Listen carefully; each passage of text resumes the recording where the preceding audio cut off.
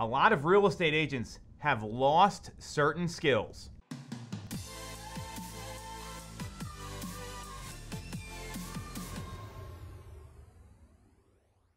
When you come off an incredible market run like we did in 2020, 2021, and the first half of 2022, people forget their skills. Their skills erode, or they just lose them entirely. And what I know is this: the folks that go back to basics, to the things that worked in a 2017, 2018, 2019 market, are going to be the ones that gain the most market share in the shifting climate. And there's one skill in particular that is totally gone by the wayside that folks need to revisit: the buyer consultation.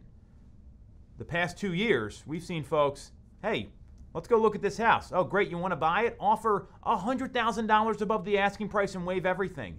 That doesn't take skill to tell someone. It might make you a little uncomfortable, a little nervous. That's not a skill. You're just stating facts, and you still might lose out on the property because the buyers had so much intent because of rates, demand, inventory. We know all the reasons. That's all they did. So what I'm clear on, and what we're telling people internally at our team, is there's going to be an opportunity to offer the buyer consultation and people say yes to it, because that didn't happen in 2020 and 2021. And even the first half of this year, and now it's something that the most serious buyers, the most motivated buyers, and the ones with the most intent, they will say yes to because they want to get educated since they know what's going on in the economy and what's happening in the marketplace. What I'm clear is that there's 3 ways you can deliver this buyer consultation, and then I'm going to go over what you want to cover during it. And this may seem basic, basic stuff works. So the first way is the driveway consult. You meet them at a showing, you ask them to hang out afterwards for 10, 15, 20 minutes, walk them through the process and how everything works. That's option 1.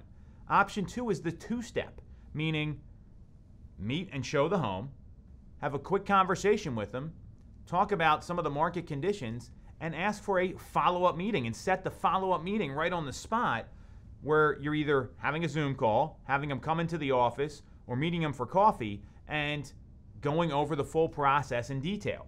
And the third is to get them to commit to the consultation before they look at anything.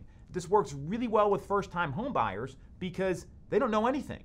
Most people don't know a lot about real estate in general, no matter how educated they are. So by asking for the consult first, using language like, hey, before you get excited and see a home, let's make sure you know what's involved in actually purchasing it so you don't have your heart broken and you're going in well-informed to make a business decision. Those 3 ways you can book buyer consultations: driveway, the 2-step, meet them, close for a second meeting, or the buyer consultation right off the bat. That's the way I would play it. I would use one of those 3, and then during the consultation, you'll want to cover the following, and this is what works. It's documented and proven. 1, how the purchase process works in your state, how you go from the initial meeting to closing on a home and everything in between. I would think a timeline or a bullet pointed list.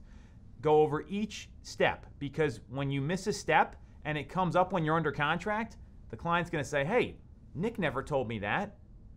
I never knew this. And it's not going to set you up as the market expert, as the knowledge broker. So walking them through step by step of all the major points of the transaction. Go over what it's going to cost to buy a home. What's the payment going to look like and how much cash that's needed to close. These are the 2 most important numbers, and they're really the 2 only numbers that a lot of buyers care about. What's it going to cost me to close? Not the price. What it's going to cost me to close out of pocket, and how much my monthly payment's going to be. If it's cash, you only got 1 number to worry about. Same point, same idea.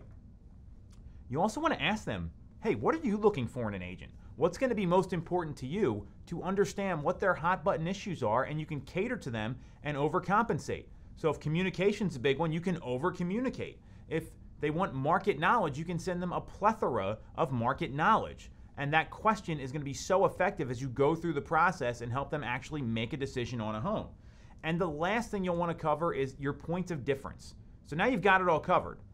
How the process works, what it's going to cost them, what they're looking for, and what you do differently as an agent, as a team, as an organization, whatever, to give a better result to your clients and help them get to where they want to go. You do that, use the 3 different ways to close for a buyer consult, and review those 4 items, you're going to close more business, and more importantly, you're going to find clients who are motivated, who value your time, and want to work with you. And in a market like this, all 3 are critical.